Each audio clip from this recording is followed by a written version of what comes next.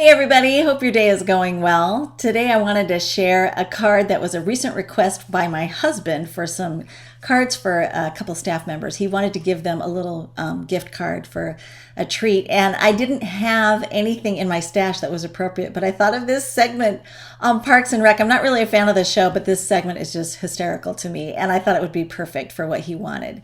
So I'm going to use my inline letters by Mama Elephant. I love this alphabet because it is bold, but the letters are still kind of tall and on the narrow side. So it's going to put all the emphasis on this expression, which is exactly what I wanted on this design.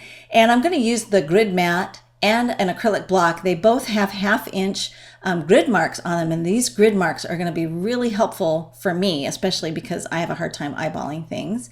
So I'm going to go ahead and ink up and stamp onto some Solar White with Versamark ink. And it's hard because you can't really see the image there, and I thought I got it really well until I went to pour my gold embossing powder on it, and then I was like, oh no, oh no, I didn't get it.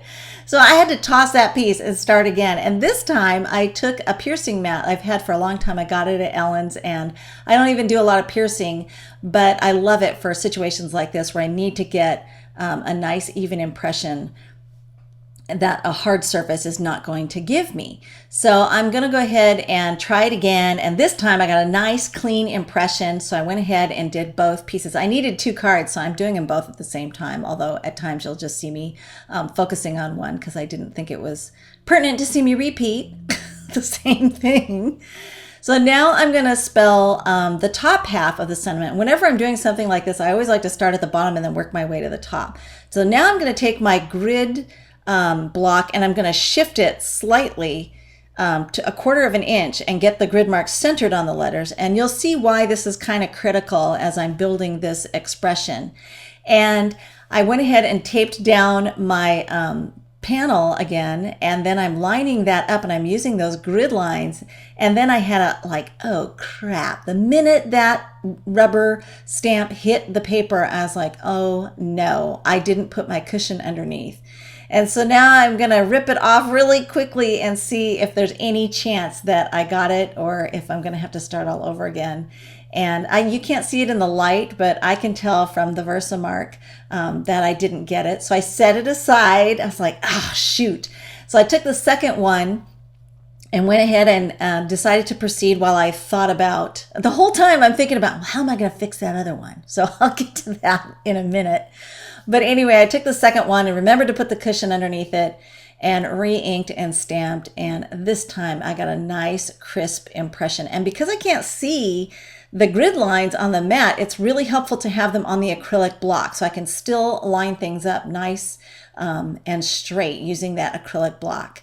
So I went ahead and added my gold embossing powder and heated it. And there you can see I got a nice crisp impression that I could emboss. And this whole time I'm thinking about the piece that I batched and how I'm going to fix that. So after thinking about it for a minute, I decided to go ahead and take it. It was still wet. The Versamark was still wet and tacky enough to hold the embossing powder.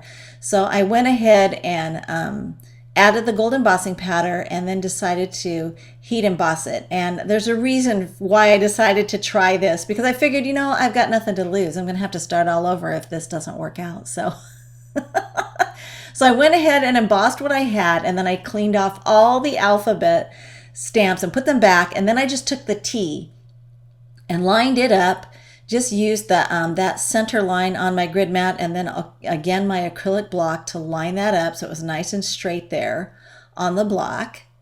And then I'm going to re-ink it with Versamark and stamp right over the top of that partially embossed T, because this way I can actually see that image. If I tried to do it again over the Versamark, I never would have nailed it because that ink is just too pale. But here it was embossed and I could see, and I could stamp right over the top and then stamp the second T at the end of the word, again using that acrylic grid to line up that last T.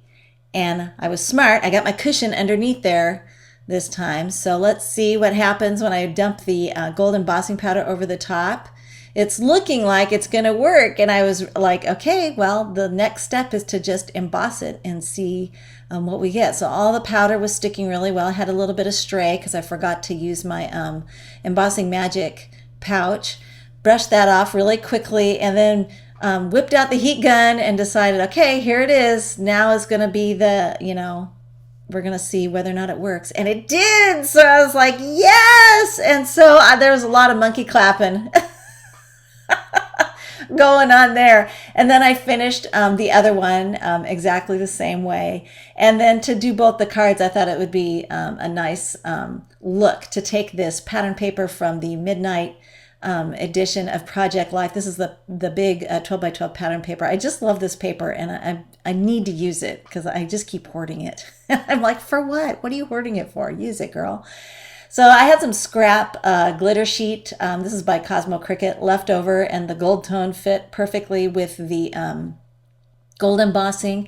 And then I took some Pretty Pink Posh star sequins. These are super cute. I love them. And it was just the right amount of extra bling and that touch of gold to finish off both the cards. And I just used glossy accents to glue those in place. And that's it. They're finished. And I thought it turned out so cute. And if you haven't seen that segment of Treat Yourself on Parks and Rec, go look it up on YouTube. It's hysterical. Love it. Thanks for watching.